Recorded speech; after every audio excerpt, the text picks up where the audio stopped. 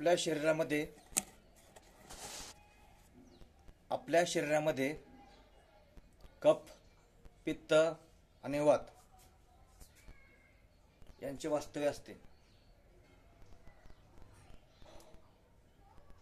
आणि यांच्यात जर बिघाड झाला तर आपल्याला वेगवेगळ्या प्रकारचे आजार होतात. लक्षात आलं?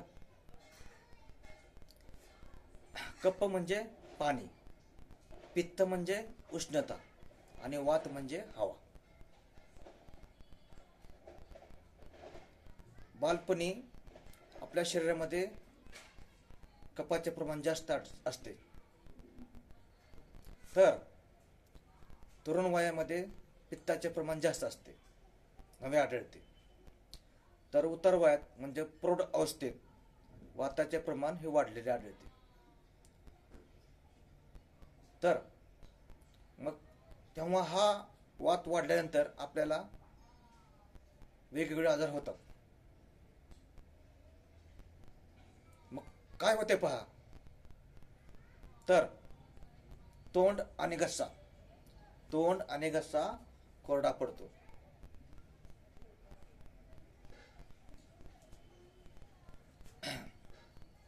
नंतर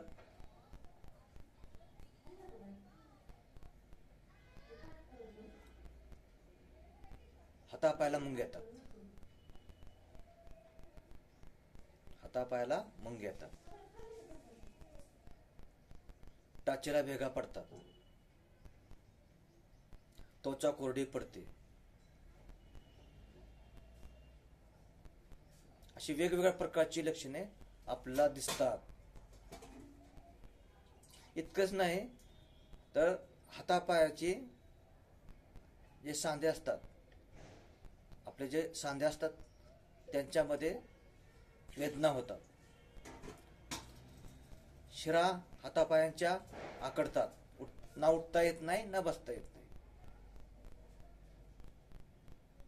छातीत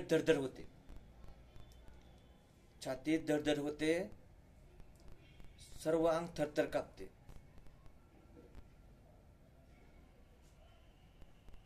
आणि अस्वस्थ वाटू लागते. तेव्हा आपण काळजी घ्यायला हवी की आपल्या शरीरामध्ये वात वाढता कामा नये. मग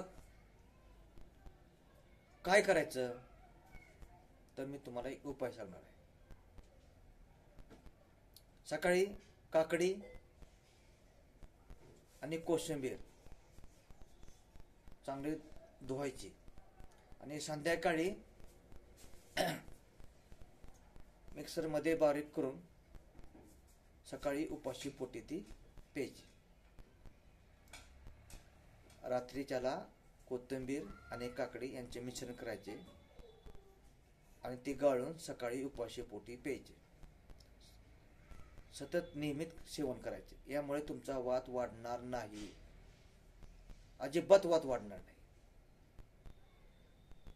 आणि वातच वाढला नाही तर तुमचे जे आजार तुम्हाला होणार आहेत ते तुमच्यापासून दूर पडतील.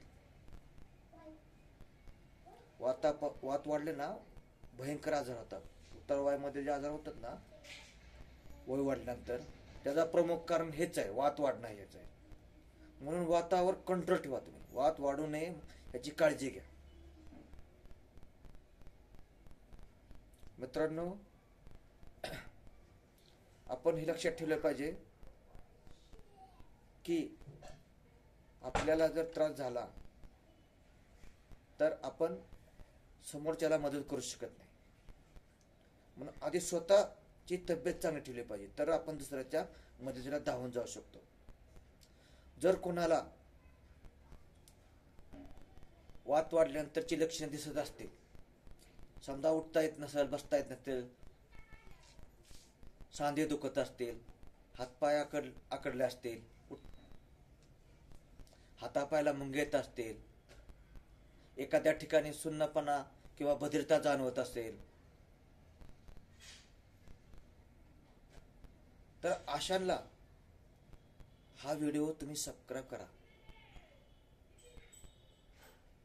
जेणेकरून त्यांना फायदा होईल. आणि पुढील व्हिडिओ पाहण्यासाठी माझ्या या चॅनलला सबस्क्राईब करा.